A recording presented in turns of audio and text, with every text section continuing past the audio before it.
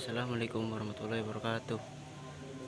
Sebelumnya, perkenalkan nama saya Bimo Rizky Deatul dari kelompok 2 dan di sini saya akan mempresentasikan cara setting pahat dan benda kerja.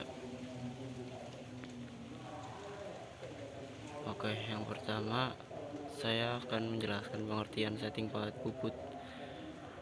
Setting pahat bubut seperti namanya setting, yaitu kita akan menyetel dan menempatkan posisi pahat yang nantinya akan membuat pengerjaan itu lebih maksimal, yang bertujuan akan menghasilkan pembubutan yang halus, presisi, dan pahat tidak cepat aus.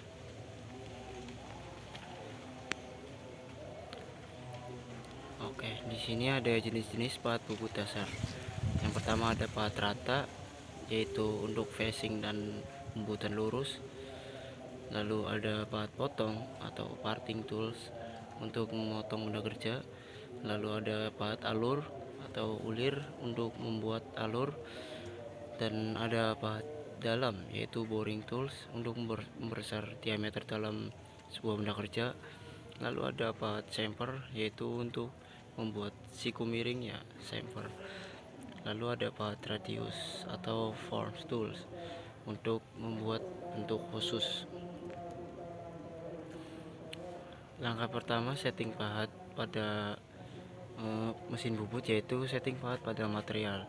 Jadi pertama kita pasang material ke cak ya,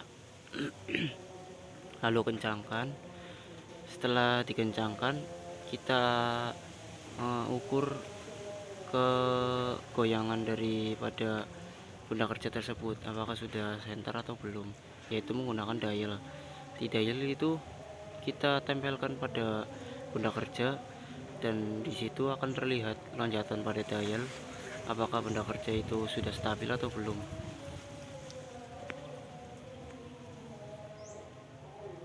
Yang kedua ada kita akan setting tool post pada center point ya. Pada setting tool post pertama kita pasang dulu mata pahatnya dulu ya. Setelah itu kita kencangkan mata pahat pada tool post. Nah, di tool post itu kan ada banyak bautnya. Di situ kita kasih minimal ada 2 baut untuk mengencangkan mata pahat, karena jika kita mengencangkan mata pahat dengan 1 baut saja, maka akan terjadi getaran pada mata pahat saat pengerjaan benda kerja, yang mana akan menyebabkan mata pahat itu bisa terjadi patah atau pecah, atau nantinya juga akan membuat permukaan benda kerja tidak halus ya. Lalu setelah kencangkan mata pahat, kita setting center pointnya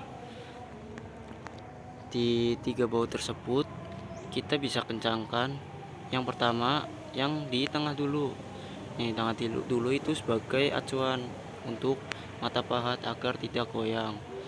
Lalu yang di depannya dan yang di belakang itu menyesuaikan center point agar lurus dengan center pointnya. Lalu selanjutnya kita cari apakah setting pahat sudah berada pada posisi center. Untuk mengetahuinya, kita itu bisa mengidentifikasi dari hasil pembubutan muka facing. Jadi kalau terdapat sisa pada muka saat pembubutan facing, itu artinya kita belum center pada penyetingan pahat. Oke. Lalu di sini juga dijelaskan hal-hal yang perlu kita perhatikan dalam setting benda kerja dan dudukan mesin bubut.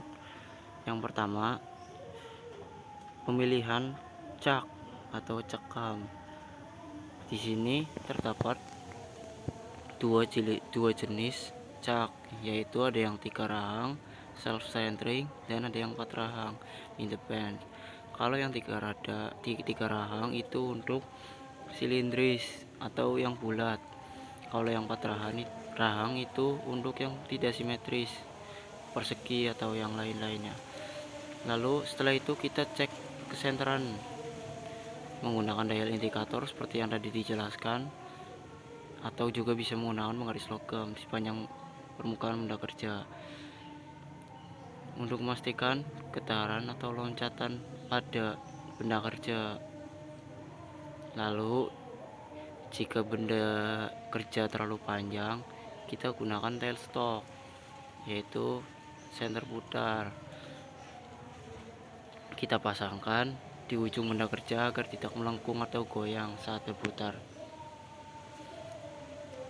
Oke, kesalahan umum dalam setting pahat yaitu ada beberapa.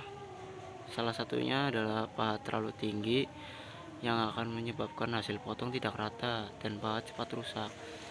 Lalu ada pahat yang terlalu rendah yang akan menyebabkan getaran dan permukaan kasar.